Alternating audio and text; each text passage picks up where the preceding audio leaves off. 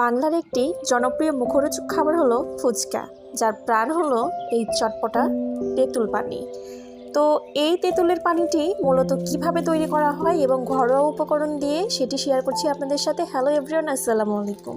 শুরুতেই দেখতে পাচ্ছেন আমি একটি বাটি নিয়েছি, বাটিতে পরিমাণ মতো যে পানিটা আমি নিয়েছি এটা মূলত তেঁতুলের যে টকটা হবে ঠিক সেই অনুযায়ী আমি এখানে পরিমাণ মতো পানিটা অ্যাড করেছি।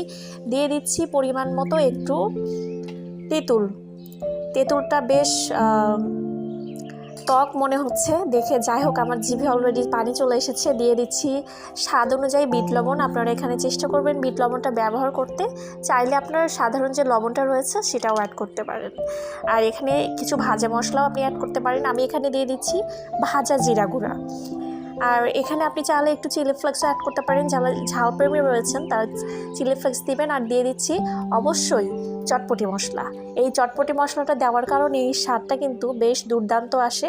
আপনারা চেষ্টা করবেন অবশ্যই এই চটপটি মশলাটা ব্যবহার করার জন্য। তো পরিমাণ মতো আমি দিয়ে দিলাম চটপটি মশলা। আর এখানে দিয়ে দিচ্ছি স্বাদ অনুযায়ী চিনি।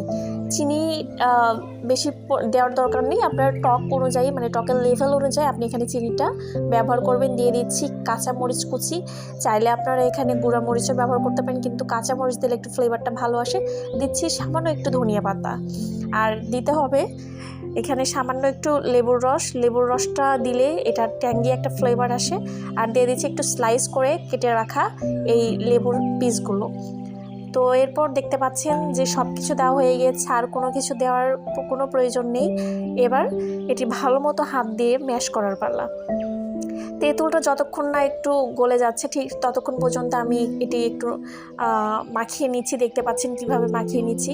খাওয়ার অন্তত 2 থেকে 3 ঘন্টা আগে যদি আপনি এটি রেডি করে রাখেন তাহলে এটি একটু ভারী হয়ে আসবে এই টকটা। আর অবশ্যই চেষ্টা করবেন কিছুক্ষণ আগে এটি রাখতে। আর যদি একটু ফ্রিজেও রাখতে চান তাহলে কিন্তু আপনারা ড্রিঙ্কস হিসেবেও খেতে পারেন, মানে খুব বেশি খাওয়া যাবে না অবশ্যই। তো ফাইনালি দেখতে পাচ্ছেন কেমনটা হয়েছে। এটা কিন্তু ফুচকার টকের সাথে যায়, আবার আপনি যে চটপটি বানাবেন সেখানেও আপনি চাইলে ব্যবহার করতে পারেন। এমনিও খেতে পারেন, যাদের হাই প্রেশার রয়েছে তারা এই তেঁতুল পানিটা খেতে পারেন। কেমন লাগছে জানাবেন। ধন্যবাদ।